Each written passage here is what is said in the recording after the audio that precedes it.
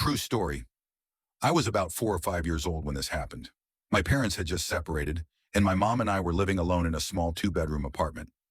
The two bedrooms sat at the very end of a narrow hallway, directly across from each other. Even though I had my own room, I always slept in my mom's bed when I stayed with her. It was the middle of summer, hot, quiet, one of those nights where the air feels heavy. My mom had the window open behind her bed, right above the headboard, letting in a faint breeze from outside. Sometime in the middle of the night, I woke up. I don't remember why, I just remember sitting straight up in bed, suddenly wide awake. That's when I saw our cat. He was sitting perfectly still in the doorway of my mom's room. That alone felt strange. Our cat never left the bed at night. He always slept curled up by our feet. But there he was, framed by the doorway, staring down the hallway toward my bedroom. I watched him for a few seconds.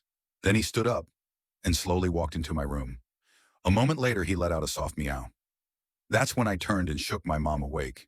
It only took her a few seconds to open her eyes and ask what was wrong. But when we both looked back toward the doorway, everything changed. Standing there where the cat had been just moments before was a man.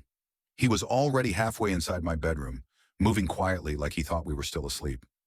I remember the shape of him more than the details, a dark figure, tall, close enough that there was no doubt he was real. For a split second, nobody moved. Then my mom reacted. She didn't scream. She didn't hesitate. She grabbed me, lifted me up, and threw me through the open window behind the bed. We were on the first floor, so I dropped only a few feet into the grass. Before I could even understand what was happening, she was climbing out after me. We started screaming. Neighbors turned on lights. Someone called 911. When the police arrived, they searched the apartment, but they found no signs of forced entry, no broken windows, no damage. The only thing they noticed was that the front door was unlocked. My mom insisted she had locked it before going to sleep. Not just the doorknob, the deadbolt, and the chain. The officers assumed the man must have slipped out through the front door before they arrived. A week later, something even worse happened. My mom was cleaning the kitchen when she opened the small closet that housed the water heater, a space we barely ever used. Inside, tucked in the corner, was a notebook. It had names written inside it. Drawings, too, along with a pair of gloves and a few gum wrappers. The police were called again. This time, they told her their best guess. The man had likely been inside our apartment before hiding, waiting until he thought we were asleep.